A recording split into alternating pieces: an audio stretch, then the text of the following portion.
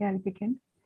So a very warm welcome to all of you who have joined us today for our second lecture in the Regional Center for Biotechnology Science Setu lecture series.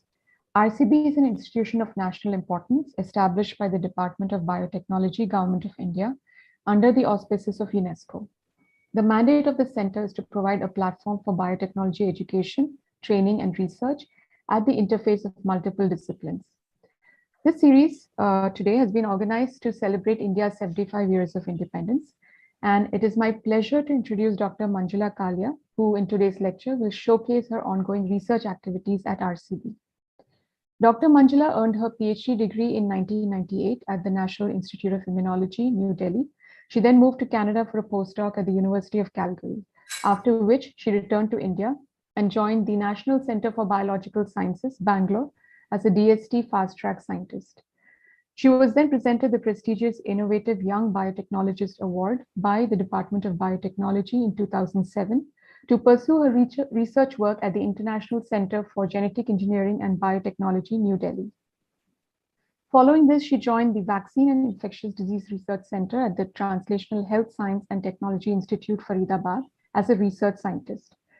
She is currently an associate professor at RCB, where her group works on the interactions of Flaviviruses with host cellular mechanisms and its implications for pathogenesis, with the broad goal of identifying and developing therapies, vaccines, and antiviral drugs. She has published her research work in several international journals, including Journal of Virology, Autophagy, and Frontiers in Immunology. Without further ado, I now invite Dr. Manjula to begin her lecture. Over to you, Manjula. Thank you so much, Divya. I'll start sharing my slides.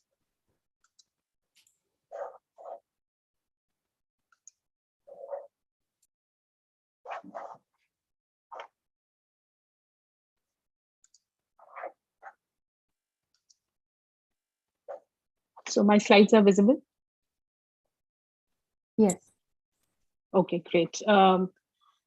Thanks to Deepti, Divya, and Nidhi for organizing this seminar series. It is indeed a great honor for me to be presenting my work here. This work on Japanese encephalitis was basically initiated in my lab at THSTI in 2010, and I have been continuing this work now currently at RCB.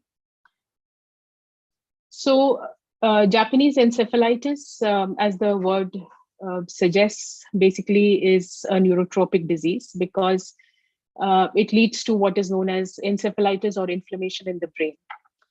Now, this disease usually has a, just one moment here. It develops basically as a febrile syndrome. Ultimately, in most individuals who get infected, all of them will not develop the disease. In fact, only less than 1% of people who actually are infected with the virus go on to develop the full-fledged disease. In individuals which do develop the disease, there can be movement disorders, there is breach of the blood-brain barrier, multifocal central nervous system disorders, and death. The global incidence of the disease is quite significant, 70 to 100,000, with a huge Indian burden as well. And as you can see from this image, there is a very huge, mortality associated with the disease, and because most of the patients are actually children, it makes it all the more difficult. And amongst the survivors, nearly 30 to 50% continue to have lifelong neurological syndromes. So JEV has basically been endemic in several districts of India. The first cases were reported somewhere around 1955. However, we still see extremely high number of cases coming up from several parts of southern India, from western UP, and so on. And this is an interesting article which I just pulled out recently, published in 2022, where the analysis basically has shown that because of vaccination strategies, improvement in the healthcare infrastructure, as well as by vector control, the number of JE cases in UP has been steadily declining. So the entire JE cases and the other encephalitis cases are basically clubbed under a category, which is known as the AES, or the acute encephalitis syndromes. And so it was good to see this report, which clearly shows that with proper infrastructure and healthcare facilities, as well as control of mosquitoes and a very effective vaccination program, it is possible to improve the burden on the health system. Globally, Japanese encephalitis is prevalent in large regions of Southeast Asia. It's very well present in Northern Australia. And from the past week or 15 days, there has been a lot of news about JE outbreak now in Australia. In fact, because of global warming, as well as because of the spread of the range of the mosquito, a lot of cases have now come from several regions of Australia which never reported JE before. And there has been mortality in the population as well. So again, because of globalization, global warming, as well as the expansion of the range of these mosquitoes, the virus has very well the potential to become a global pathogen. Now, the transmission cycle of the virus is basically maintained between pigs, which are the vertebrate hosts, and between birds, which again serve as amplifying hosts for the virus. And it is transmitted by the bite of an infected Culex mosquitoes. The Culex mosquitoes are a very common house mosquito, which is prevalent in a lot of places. And what these and humans are actually dead end hosts. By dead end hosts, we mean that from an infected human, the viremia never reaches to such a level that it can be transmitted to a mosquito. And this kind of is a good thing, because it means that we do not have any human to human transmission. Now, in terms of JE control, the treatment is merely supportive. About 10 odd clinical trials have been done to test antivirals and therapeutics. None of them have really shown any benefit. So any treatment for JE right now is just supportive. There is no specific antiviral treatment which is available. In terms of vaccines, vaccines have been developed since a long time. For a long time in India, we've been using the SA14-2 vaccine. We also now have a Indian vaccine developed by Bharat Biotech called GenVac. So vaccines again become very important, and they have been contributing to lowering the disease burden in a lot of endemic areas. But again, the vaccines are raised against a particular genotype of the virus, that is genotype 3, and we are not sure if they will also provide protection to the other genotypes of JE, which are now evolving.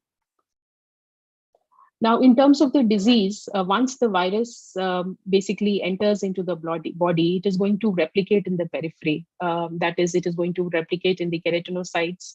It enters into the bloodstream, and the virus can basically infect a lot of cell types. However, in most individuals, the virus gets cleared from the periphery. The body is able to mount an early immune response, which can clear the disease. However, in a few individuals, we know that the virus breaches the blood-brain barrier. Now, in this cartoonic representation, you can see that the blood-brain barrier is a very tight barrier, which basically separates the central nervous system from the blood. But what we do know is that the virus can cross the blood-brain barrier, and once it is inside the brain, there is a multi-fold assault. First is the virus is going to directly infect neurons, resulting in neuronal cell death. The second is that the virus will infect and activate microglial cells. Microglial cells are the resident cells of the resident macrophages of the brain. And this results in a massive secretion of a lot of pro-inflammatory cytokines. So these are cytokines like IL-6, TNF-alpha, RANTES, interferon gamma, and so on. And what these inflammatory cytokines will do is they will lead to further neuronal cell death, as well as they will lead to loosening of the tight junctions. So these will compromise the integrity of the blood-brain barrier. And once the tight junctions are compromised, we see that there is more infiltration of leukocytes into the brain. And there is what is known as massive neuroinflammation. So there is a double assault basically which is happening. The virus is directly killing the neurons as well as it is causing neuroinflammation.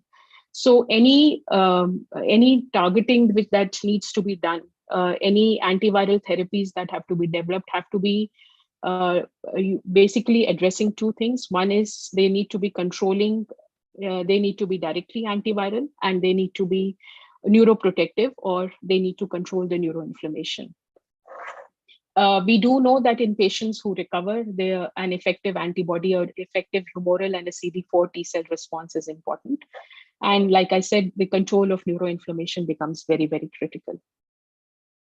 Now, the Japanese encephalitis virus belongs to a class of viruses which are known as the Flaviviruses. So this is a very medically a very important class of viruses. The other members of this family are the dengue virus, West Nile virus, Zika virus, so all of them causing disease in humans, all of them being transmitted through vectors or mosquitoes. And the virus you can see is this is an electron, this is a cryo-EM reconstructed model of the Zika virus. It's a relatively smooth structure, very small, about 40 to 50 nanometers in diameter. And the arrangement of the enveloped proteins is in dimers on the virus surface. So there's no jutting spikes or anything like we see for the coronavirus. The virus has encodes for a single plus strand RNA, and this gives rise to a single polyprotein, which has three structural proteins: the capsid, which is going to envelop the RNA of the genome of the virus, the PRM and the E proteins, which basically form the structure, the envelope of the virus, and it has 7 non-structural genes which are involved in different aspects of virus replication. And this is how the topology of the viral polyprotein looks on the endoplasmic reticulum membrane. And this becomes critical in terms of how the virus replication complex is being formed. Here, I would want to point out that you can see that the capsid protein is basically released into the cytosol. The PRM and the envelope proteins are in the ER lumen. Also, the NS1 protein is in the ER lumen. NS2A and 2B, 4A and 4B are basically transmembrane proteins. NS3 is the protease, which again will be released into the cytosol. And the NS5 is the viral polymerase, the RNA-dependent RNA polymerase. In terms of the virus life cycle, the virus is going to, like I said, it can infect practically any cell type.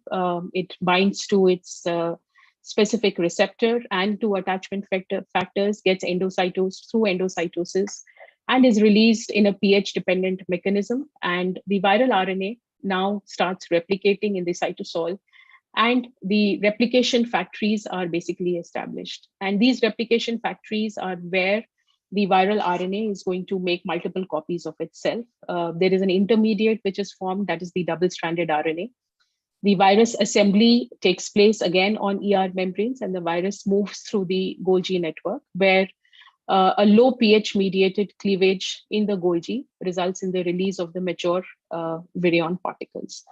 So for today's talk, I'm going to be discussing on a lot of work that we've done on the establishment of the virus replication complexes on the ER, and how a cellular stress response pathway, that is autophagy, plays an important role in determining virus infection. So our lab focuses basically on the cell biology of the virus host interactions. We initiated our work with virus trafficking in neuronal cells. We also are interested in looking at host factors, which are responsible for the formation of the virus replication complex. We study the cellular stress responses, which are generated in the infected cells, specifically ER stress, autophagy, and how they would crosstalk with innate immunity. And we also look at immune responses in peripheral blood, where we've seen in how the dendritic cells will basically respond to a virus infection and how they will interface with T cells. And of course, our ultimate long-term goal is identification and characterization of molecular targets to develop antiviral drugs and therapies. Now, what are the tools that we use to study JE? Of course, we work with a lot of cell lines. It's a neurotropic virus, neuronal cells, fibroblasts, which are easy to manipulate genetically immune cells. We have an excellent mouse model of JE, which was developed by our collaborator, Dr. Arup Banerjee. It mimics the human disease very well. Like I said, we can work with human peripheral blood, derive dendritic cells, macrophages, and so on from and do in vitro assays. Of course, we have a lot of assays for virus binding entry. We can look at virus replication. We can look at virus titers.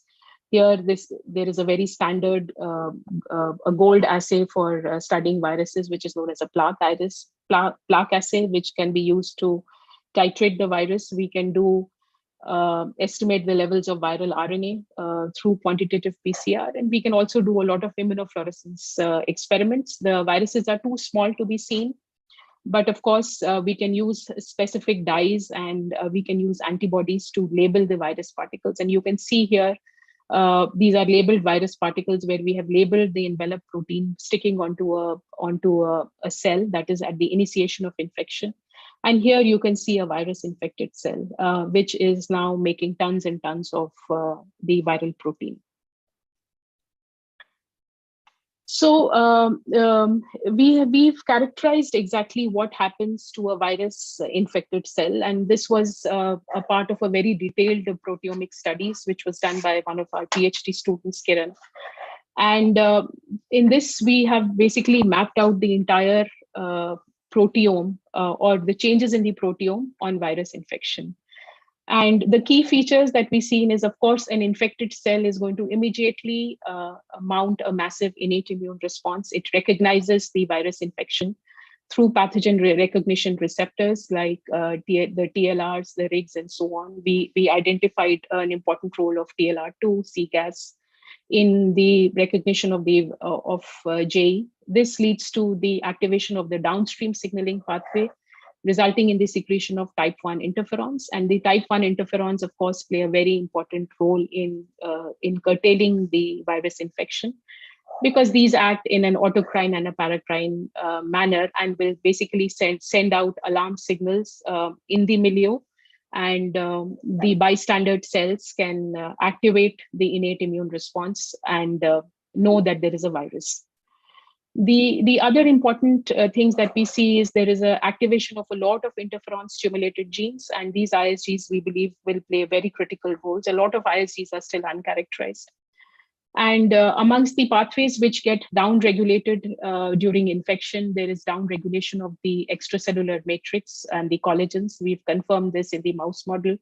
There is downregulation of focal adhesion and transporters. And very interestingly, the entire lipid and sterol network inside an infected cell also gets down modulated. Now, the three stress responses that we've been basically focusing on in terms of virus infection are the endoplasmic reticulum stress, which leads to the activation of the unfolded protein response. Second pathway, which gets massively upregulated, that is the ER-associated degradation pathway. And finally, autophagy.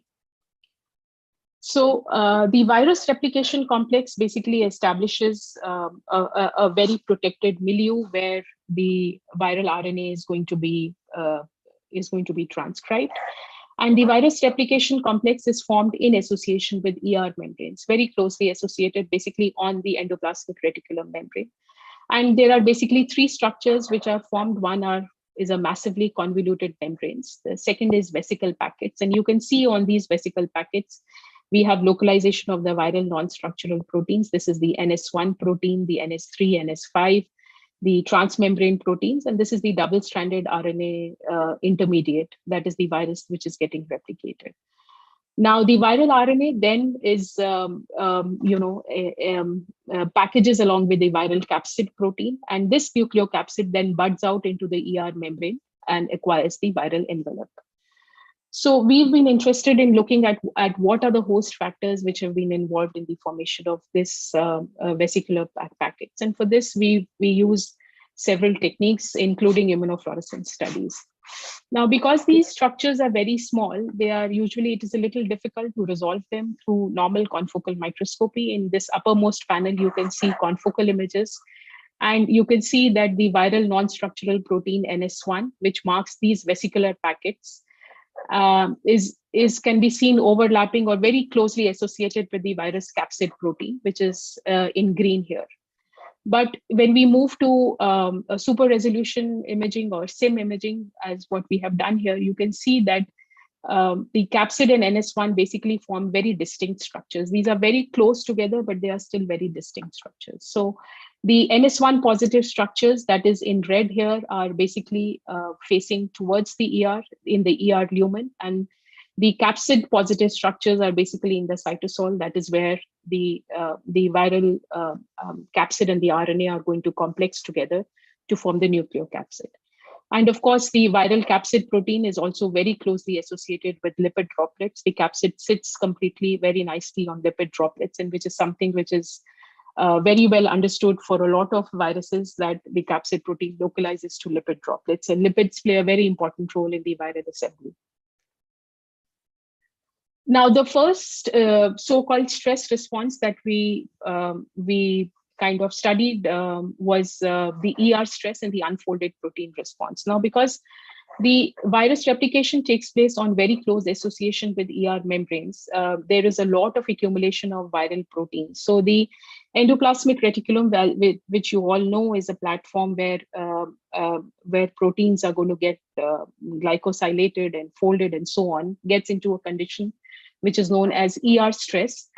And because of a flooding of proteins in the ER, there is the activation of what is known as the unfolded protein response. Now, the unfolded protein response activates three sensors of ER stress, which are known as the PERK, ATF6, and IRE1.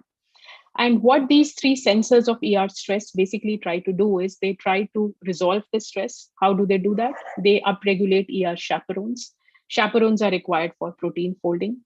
There is transcriptional, an entire transcriptional reprogramming event where the cell upregulates a lot of proteins of the ER-associated degradation pathway. And the cell basically tries to survive or to resolve the ER stress.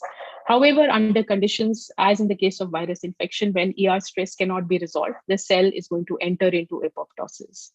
Another very important after effect of the ER stress is the activation of autophagy, and work from our lab basically showed that virus-induced upregulation of autophagy is very closely associated with activation of the XPP and the ATF6 sensors of ER stress.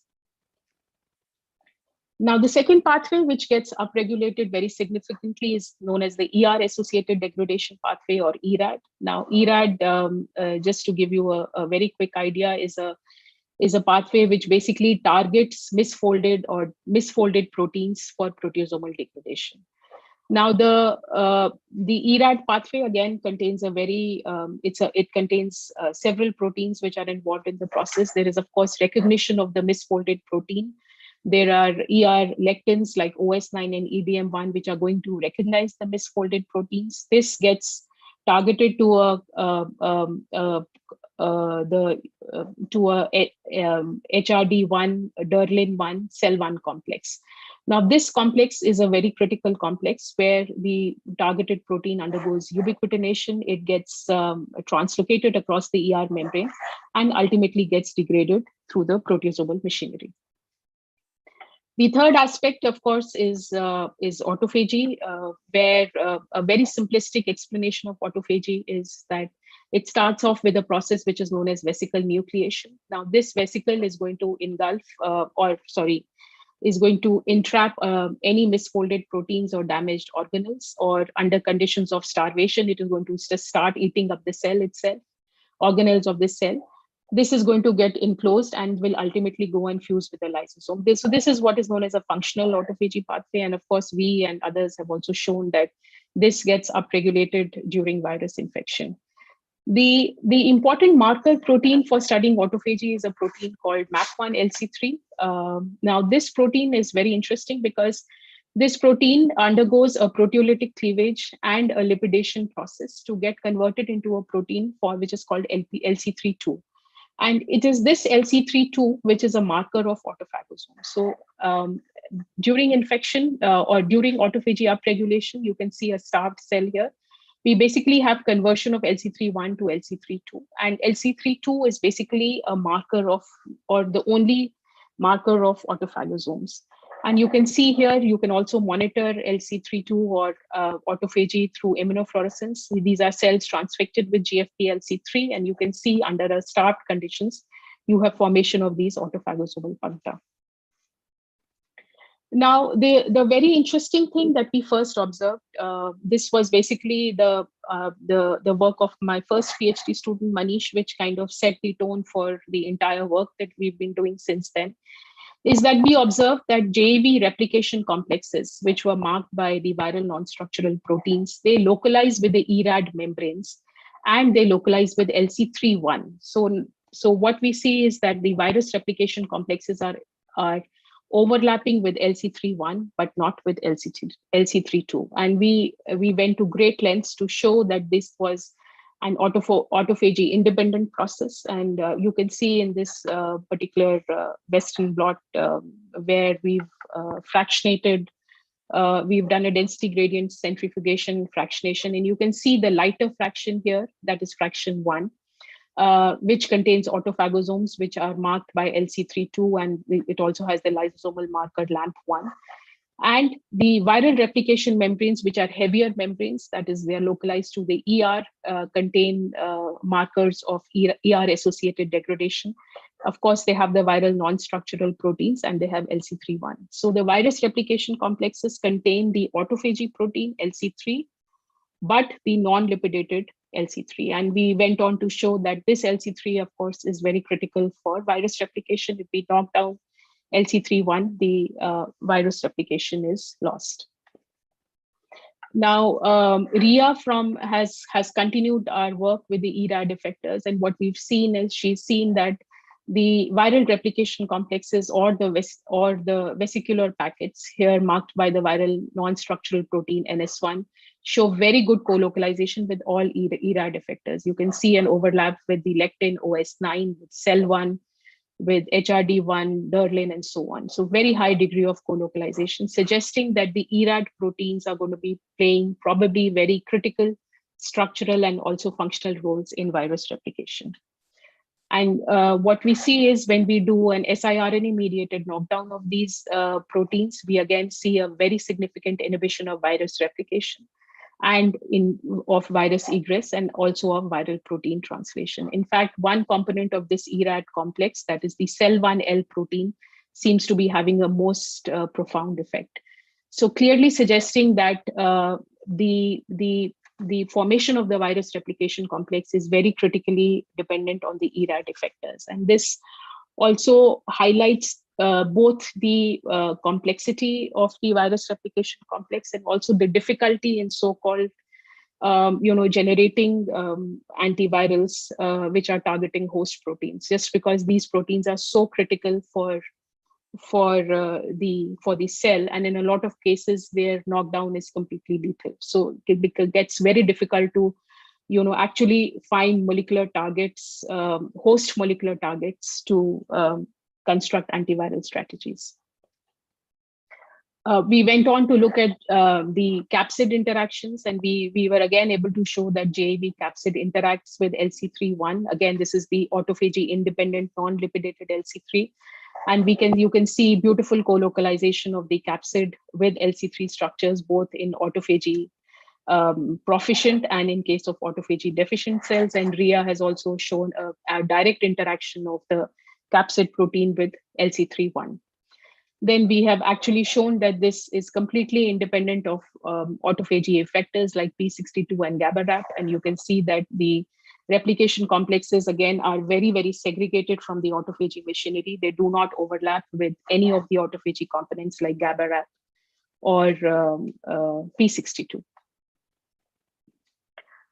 Interestingly, the JAV capsid does not co-localize with the ERAD effectors. Like we saw, the non-structural protein 1, NS1, was showing a very good overlap. However, the capsid, like I showed in the super resolution images, is very closely present, but not associated with the replication complex. And we see that the ERAD effectors do not co-localize with capsid, again suggesting that these proteins are going to be essential for the formation of the replication complex and the synthesis of the viral RNA, but are segregated from the capsid structures where the capsid and the RNA are going to form the nucleocapsid. So for this part of the work, this is the current working model that we have identified that a lot of the ERAD proteins are very critical for the formation of this particular virus replication complex. This is very closely associated to the capsid protein, which is sitting on lipid droplets. And the only common protein which is present between these two structures is the LC31. And since now there are other studies which have shown that LC31 is actually an RNA binding protein, we are very tempted to speculate that it is LC31 which is essential to take the viral RNA from the replication complex and get it onto the lipid droplet for its association with the viral capsid protein. Of course, at this point, this is just pure hypothesis and needs to be tested. And like I said before, we've shown that the capsid LC31 interaction is likely to be direct. Now, with this, I'll come to the second part of the story for today, and which is basically how we can we tweak autophagy and ER stress pharmacologically to have a different outcome of infection. So this slide is basically summarizing nearly 9 years of work done by 2 PhD students. And so what when we first went into autophagy and started looking at upregulation of autophagy, of course, we established that virus replication does not take place on autophagosomes. What we observed was that during virus infection at early stages, autophagy gets significantly upregulated. There is both transcriptional activation, also we see accumulation of autophagosomes, and this kind of seems to be a cell survival mechanism. However, as virus infection progresses, we see that the cells start accumulating dysfunctional autophagosomes, and autophagy deficient cells are going to die very fast. So autophagy seems to be very precariously essential to maintain a condition of cell survival. Other studies, of course, I have talked about the unfolded protein response. We showed that the ER stress sensors XBP1 and ATF6 are important for autophagy induction. We also showed a very important role for the reactive oxygen species. So reactive oxygen species accumulate in a virus-infected cell, resulting in ER stress. We also characterized mTOR, that is the mechanistic target of rapamycin, which is a very important autophagy trigger. But we saw that mTOR basically controls virus replication in an autophagy independent manner. We've looked at viral pathogen associated molecular patterns, and we know that activation of the innate immune sensors becomes again important for autophagy induction. And what happens basically is that in the mouse model, again, we have seen that neurodegeneration and inflammation are always accompanied by dysfunctional autophagy.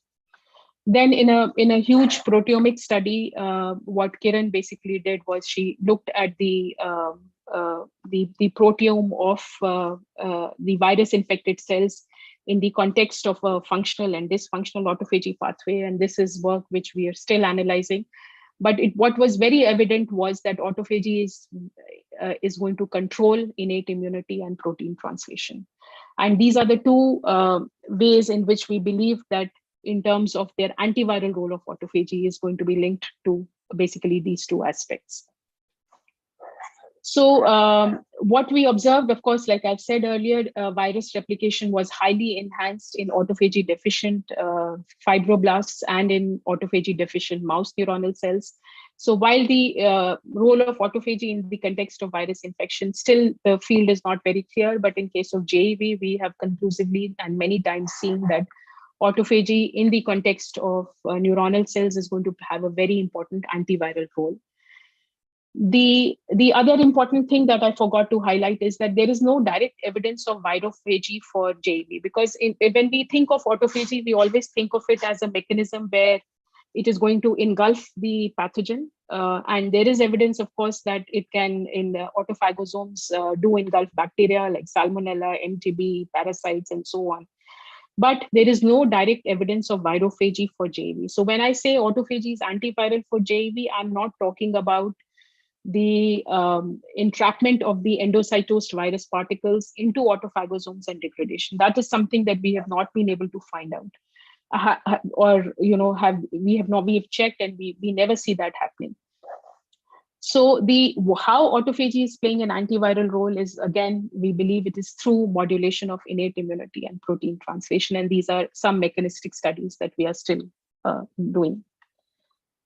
So, which now this brought us to our next, the natural thing that at that point was to do is that we wanted to explore if pharmacological modulation of autophagy could be a potential therapeutic target. And the reason for this was that, a lot of studies have been coming where autophagy drugs are being tested for neuroprotective effects in a lot of neurodegenerative diseases like Alzheimer's and Parkinson's. There are several clinical trials where people are using autophagy modulators to basically clear off misfolded proteins and so on. So since JE was such a neurotropic disease, we wanted to see if can there be any potential of autophagy modulation to improve the disease outcome. The second major effect is the cartoon represents the entire autophagy pathway, and you can see a lot of compounds are basically known which can target very, very specific aspects of this pathway. A lot of these are also FDA approved drugs. So we decided we wanted to kind of embark on a search for autophagy modulators which could protect against the JE disease in two ways. First is we wanted to see that if they could protect against neuronal cell death, and the second was neuroinflammation. So we wanted to target both neuronal cell death and inflammation through autophagy modulation. So for this, of course, there were a lot of drugs which are already known, a lot of FDA-approved drugs which have been characterized as autophagy modulators. But what we also are doing is we are screening a lot of these novel compounds for identifying new autophagy modulators. And what we've done here is we've established a reporter cell line for measurements of autophagy flux. Now, this cell line works on a very simple mechanism. There is this was the probe which was made by Dr. Mizushima and was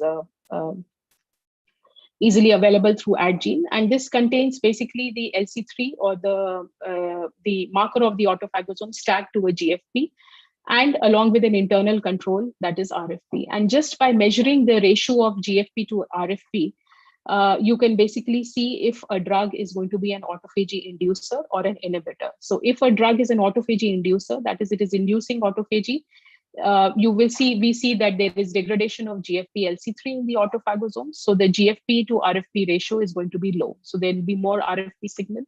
If the drug is an inhibitor, there is going to be higher GFP to, there is going to be more GFP and a higher GFP to RFP ratio.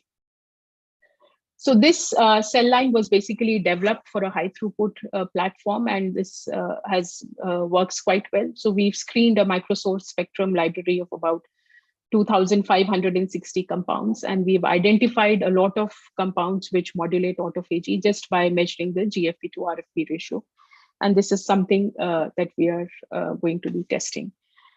Now, our flow for antiviral screening with regards to autophagy modulators, of course, is cell viability. We look at autophagy modulation. Next, we see if there is any protective effect on neuronal cell death. We check for virus replication in neuronal cells. Ultimately, then we go into markers of neuroinflammation, oxidative stress. We do a parallel testing on human monocyte-derived dendritic cells and T-cell function, and ultimately in the mouse model.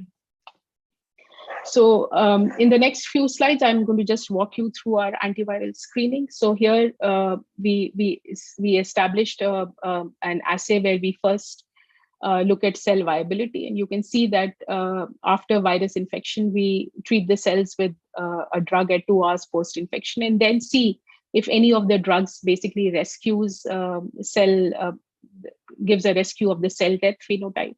The shortlisted drugs are then tested for direct effects on virus replication and on virus titers.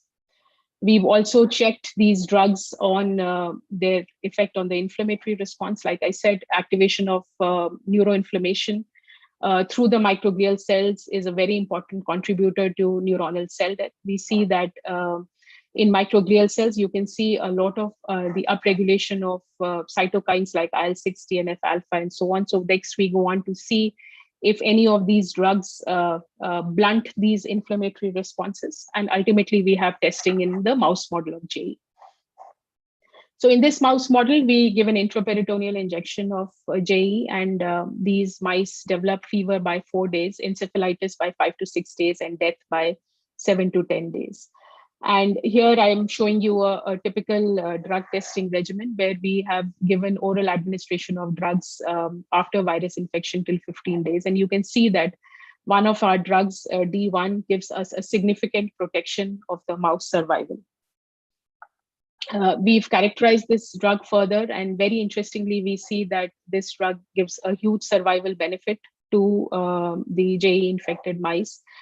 And how this drug seems to be working is that first, there is very less replication of the virus in the brain. You can see this is a log scale. The drug treated mice show significantly lower viral levels in the brain. And another very interesting thing is that there is complete protection of the blood-brain barrier. So you can see mice brain here at day 6, and we've used a particular dye here which crosses the barrier, and you can see we can quantitate this dye, and you can see in infected mice by day 6 there is a huge blood-brain barrier leakage. However, by day 1, in the drug-treated mice we don't see any barrier breakage, so suggesting a very strong neuroprotective effect of this drug. We also go on to check the pro-inflammatory cytokine levels in the brain, and you can see that levels of all the inflammatory cytokines are very high and pronounced in the JAV infected mice. And you can see those in red by day 5, 6, and 7. However, in our drug-treated mouse, the neuroinflammation is completely lost or completely, controlled. So this is our current working model about which, and we are very hopeful about this drug. So what we have seen is that this drug is having a direct effect on a neuroprotective effect. It is blocking neuronal cell death directly. It is blocking the secretion of the pro-inflammatory cytokines from the microglial cells. And it is very significantly protecting the blood-brain barrier and resulting in enhanced survival. So, of course, we are now in the process of doing further mechanistic studies. We know that the mode of action of this drug is through autophagy, and those studies are still in progress. So I will end here now. And of course, I would really like to acknowledge the work of a lot of PhD students who have been involved in different aspects of work. So this work, like I said, was first initiated at THSTI in 2010. And I'm really happy that I'm continuing this work now at RCB since the past 3 years. Of course, I do want to acknowledge Dr. Sudhanshu Vrati, who actually mentored me into the JEV work and has been a great supporter. Dr. Arup Banerjee and Dr. Shankar, again, both very valuable collaborators. A lot of other people have been involved in different parts of our work in the lab. And of course, I also acknowledge all the funding agencies for the funding. So thank you so much. Thank you, Manjula, for that insightful talk. We have a couple of questions. Masoom, would you like to go ahead and ask your question? I'm going to unmute you now. Or I think hopefully you're unmuted.